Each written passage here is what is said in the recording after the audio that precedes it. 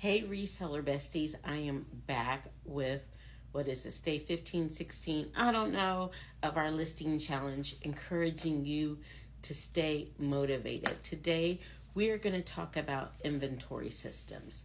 I don't care if you have 5 items or 50,000, you need a plan so that you can find the items quickly. Now, in our inventory system, if you pop into our listing, and I have one in the screen at the very bottom of our listing, it has 2 things, a box number and an item number. And then in our inventory, each box has a letter and a number. So whenever we get to Z, we start back over with the next number. And as you can see here, we're at Z6. Then, why does that say? Oh, and then we're here at A1. Even the colors of the labels change, so we know that that is a change in number. So here's what it looks like inside a box. So we line the bags up in the box. They are not in order because as we sell things, we fill them up with new things. So they are not in sequential order, but each bag has its, I'll pull this one out, its inventory number on there. So that's what you guys see me with my list. When I have my list and I'm pulling things and I show my notebook, I'm looking for the box number and the item number. A lot of times I don't even need the item number because if it's hot pink or red or something, I can just do it by color.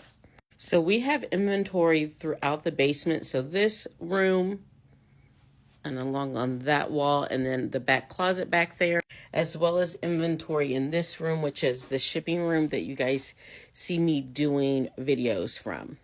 So that my husband doesn't have to go through and just like look in every box for space to put new inventory, there is a way that I mark the boxes for him, and that is by putting a clothespin on the box. So he knows this box has room for more inventory.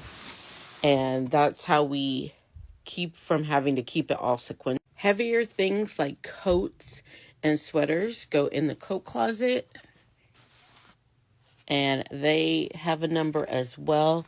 I should have turned the light on, but there. If I want to like run a sale on the oldest items, I have to go to a List Perfectly where we manage our inventory to do that. And then I can just go to the oldest listings and identify those. And you can't run a sale through List Perfectly, but I can on Posture VA. So it's kind of convoluted. And a lot of times I just pull the very oldest things for live shows on Whatnot. So my tip for today, whether you're selling shoes, clothes, hard goods, or a combination of, get yourself organized with an inventory system. It doesn't have to be mine.